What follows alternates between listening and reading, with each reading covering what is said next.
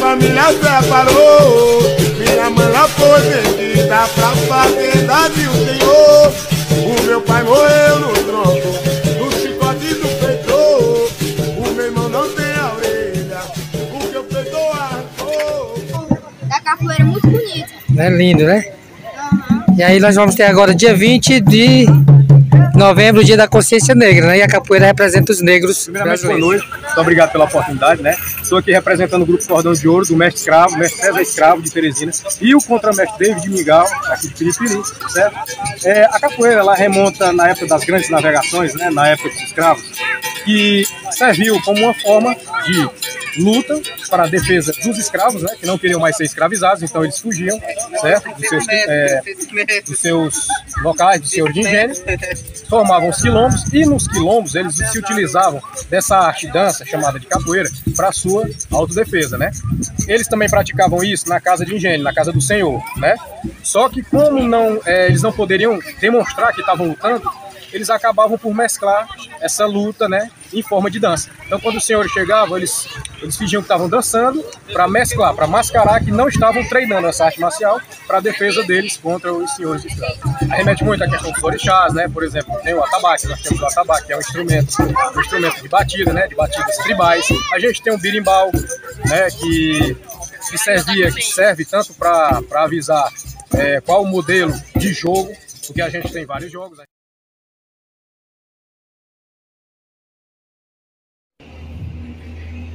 Então, meus alunos, eu trago vocês aqui para apresentar o Leandro, que é pároco na Assembleia da cidade de Piripiri, já esteve aqui na sua juventude. Eu me lembro muito bem, participando da Pastoral da Juventude, dos movimentos de batuque, do movimento de negritude. É por isso que hoje nós estamos aqui, na unidade escolar Neném Cavalcante, com vocês, para fazer essa entrevista com o Leandro, saber justamente sobre o que ele acha desse dia que foi escolhido para a valorização do negro no Brasil. Bom, Freire, eu queria saber, para você, qual a importância da consciência negra? Primeiramente, agradecer a Neném Cavalcante, o nosso professor, Francisco Moreira, pelo muito, pelo seu engajamento social e também por termos aqui, em nosso convento. E, sobretudo, é o interesse de vocês pela essa temática. Uma temática pertinente, importantíssima em tempos atuais, né? Eu venho do meu engajamento no movimento desde a década de 80, tudo começou em 1988, é importante que vocês saibam, como disse o professor Francisco. Em 88, a Igreja Católica, né, aqui no Brasil, a fraternidade e o negro, certo? Com esse tema, a fraternidade e o negro. E o lema, eu vi o clamor desse povo, né? E daí então, até então, eu não tinha muito engajamento e fazer pouco caso dessa temática da questão do negro. E aí foi por meio dessa campanha de 88 que despertou em mim o interesse, certo, de uma leitura crítica a respeito do negro no Brasil. Isso é importante, né? Considerando a escravatura como foi de lá, né, largado aqui, de tempo, em que os nossos escravizados, né, tinham uma situação desumana. Então, a partir daí, eu comecei a trabalhar essa questão da raça, a questão da cor. Aí comecei a me aceitar e fui entrando dentro do movimento, né? E aí é onde nós criamos o movimento franciscano negro, em 88. Começamos a participar durante uns 10 anos, certo? Com essa bandeira da questão da importância do negro, a importância da identidade, a importância de assumirmos dentro da nossa pastoral esse trabalho, a importância de uma evangelização marcada, né, por um Cristo negro, né? Então tudo isso foi ocorrendo, né? E depois eu fundei em Teresina, com outro colega da Universidade Federal, o Movimento Unificado Negro do Piauí. E daí fui me engajando o tempo todo, né, nessa questão do movimento afro-brasileira. E aí tem a questão da beleza, como eu disse, a beleza afro-brasileira foi quando a gente começou. O negro é bonito, o negro é belo, a questão do cabelo, black power, né, tudo isso. As cores, com a influência da África.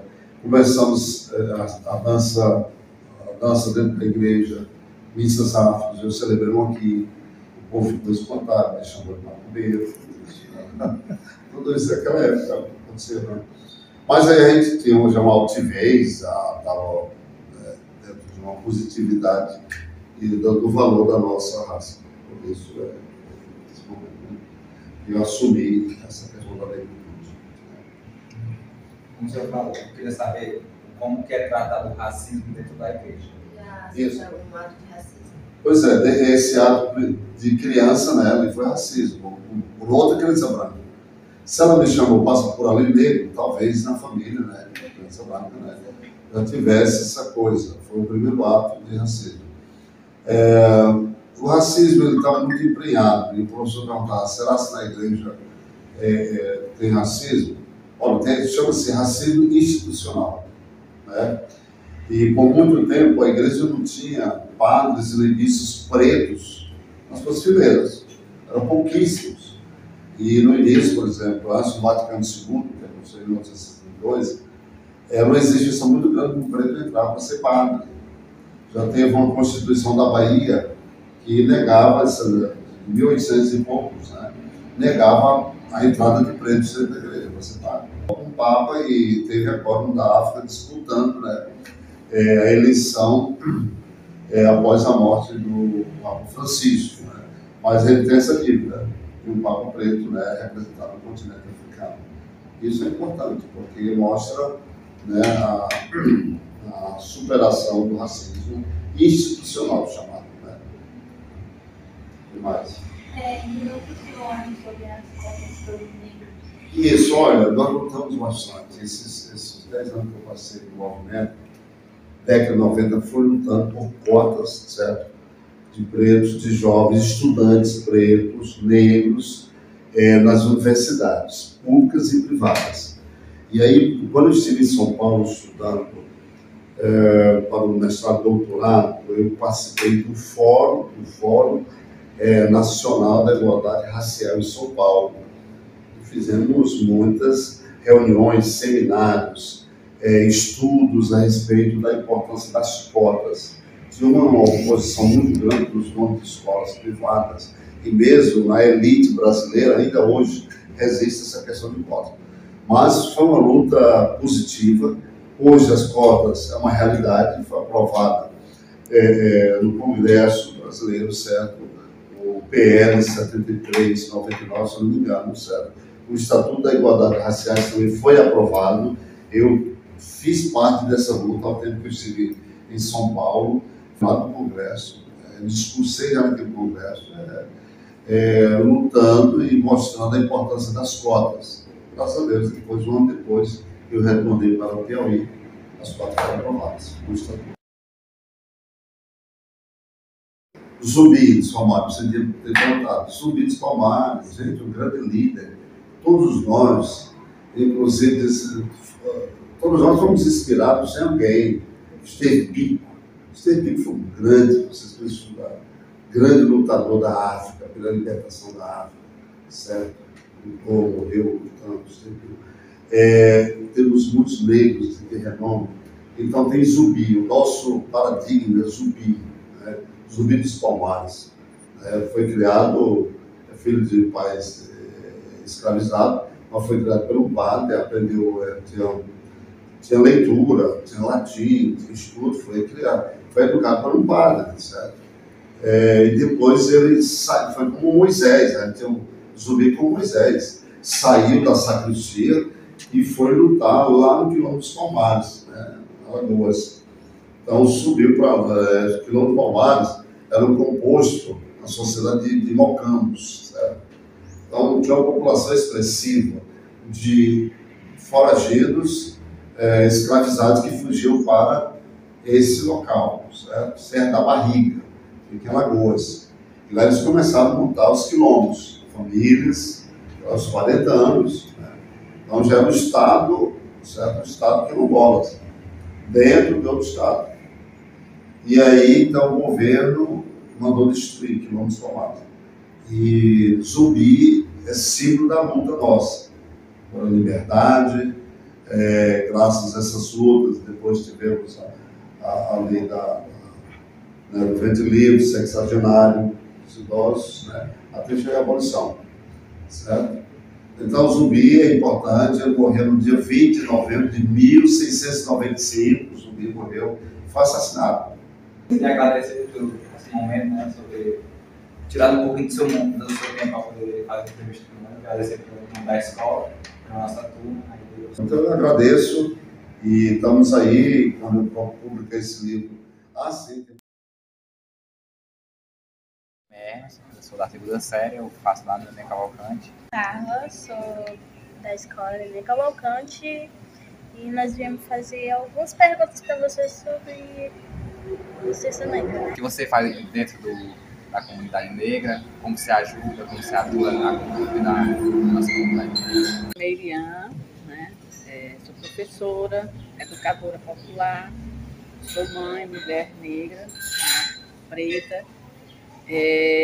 Profissionalmente eu já tive a oportunidade de estar em vários espaços, não só educativo, na condição de professora, mas também espaços de gestão, né? Já tive uma oportunidade de trabalhar a nível de Estado, né, como diretora, como adjunta de secretário, já tive a oportunidade de ser consultora do Ministério do Desenvolvimento Agrário, já tive a oportunidade de trabalhar como educadora, acompanhando vários movimentos mais ligados ao campo, né, assentamentos, comunidades quilombolas, né? E mais recentemente aqui em Piripiri tive a oportunidade de ser secretária municipal de meio ambiente, depois superintendente de ensino, né? Então, e mais recentemente eu trabalho na 3ª Gerência Regional de Educação, estou afastada por problemas de saúde, mas na condição de mulher negra, foi espaços muito desafiadores também, né?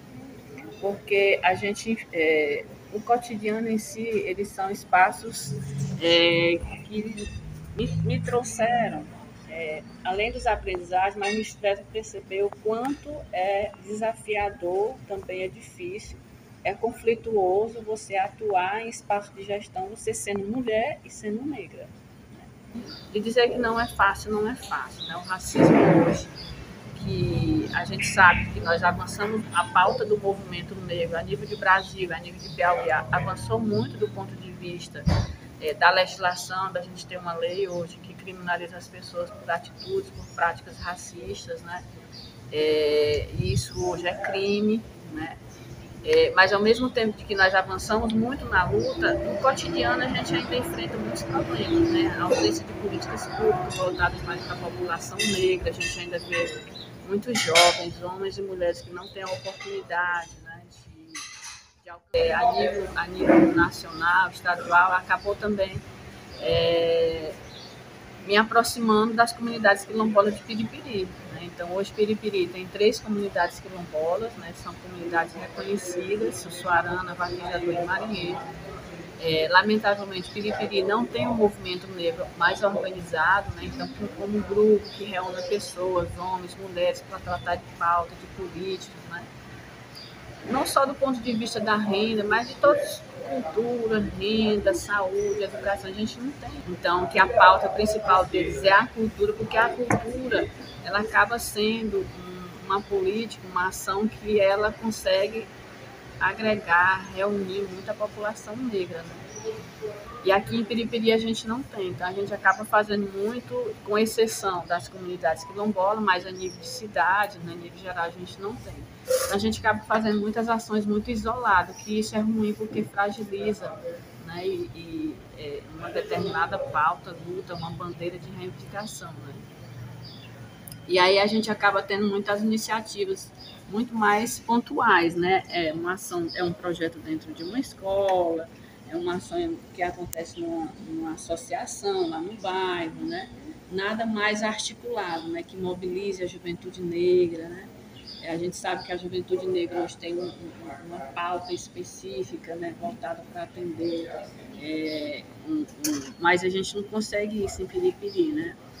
Mas desde 2013 eu acompanho as comunidades quilombolas de Piripiri, então a gente vê ali, a partir da luta daquelas 3 comunidades, os desafios, as dificuldades que eles enfrentam e as tentativas que eles fazem no dia a dia do ponto de vista de dar visibilidade, né, à causa, às suas necessidades, não só do ponto de vista dos problemas e desafios, mas do ponto de vista também das suas riquezas, da riqueza que aquele povo tem, das necessidades que eles têm. A vai para uma comunidade rural, a gente percebe, né, a ausência, a fragilidade que é a política de saúde, de educação. Hoje, por exemplo, hoje nós temos, dentro da educação, a gente tem uma lei nacional que foi aprovada, que é voltada para a formação e qualificação de professores, para que os professores tenham mais condições de tratar, de falar sobre a nossa história. E é uma lei que ela é pouco implantada dentro da escola, né? São poucos os professores que tratam dessa pauta do racismo, dessa pauta das populações negras e negros. E muitas vezes, quando chega o 20 de novembro, né, a gente limita a discussão do 20 de novembro à dimensão da cultura, né? É a comida, é a dança, né? E às vezes a gente acaba não fazendo essa discussão macro, né? Então hoje a gente vive um momento de que há toda uma movimentação nacional para que a gente possa discutir dentro da escola, discutir na. É por isso que o Moreira tem sido assim, as pessoas, a Meiriane, a Paiva, o fulano, né? Muito faz as iniciativas, porque é uma ação mais coletiva, que é muito ruim, né? Porque individualmente você tem mais dificuldade de conquistar uma determinada bandeira de luta, né? E vamos lá. Da questão da igualdade racial, que eu sei que é um desafio, que está aí posto, mas na condição de mulher, né, negra, eu entendo que a gente precisa ser um sujeito ativo nesse processo, né? Discutir quando for possível, propor quando for possível, dentro das minhas condições, eu procuro fazer isso um pouco no cotidiano. Então, nós agradecemos, a participação foi ótima. Eu que agradeço a oportunidade, acho que é sempre importante a gente contribuir com essa reflexão, né? É importante falar um pouco sobre conhecer, interagir, perceber que essa. Mas eu queria também agradecer a oportunidade de me colocar à disposição para outros momentos dentro da escola e fazer o convite para vocês e a escola, né, o professor Moreira, participarem do Festival Quilombola. Esse ano vai ser a 7ª edição, né? O festival ele reúne as 3 comunidades quilombolas de Piripiri, Sussuarana, Vaquejador e Marinheiro. Agora em 2025 ele vai acontecer em 2 momentos, né? Um primeiro momento que é a missa afro, que deve acontecer na comunidade Sussuarana, e um momento cultural que vai acontecer no dia 29 lá no Marinheiro, né? Então é um momento também não só de festividade cultural, mas também é um momento que a comunidade tem para discutir determinadas políticas de inclusão, voltadas para a questão da igualdade racial.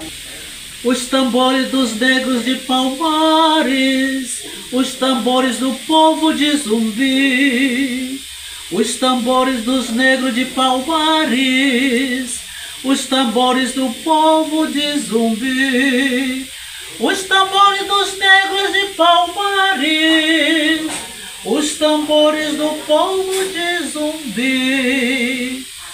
Coração da terra, coração do céu, coração da gente, Brasil.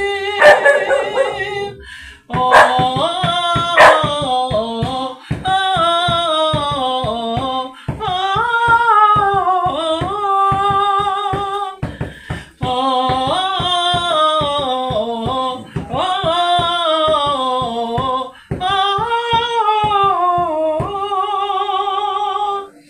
Os tambores do povo de Palmares, os tambores do povo de Zumbi, os tambores do povo de Palmares, os tambores do povo de Zumbi.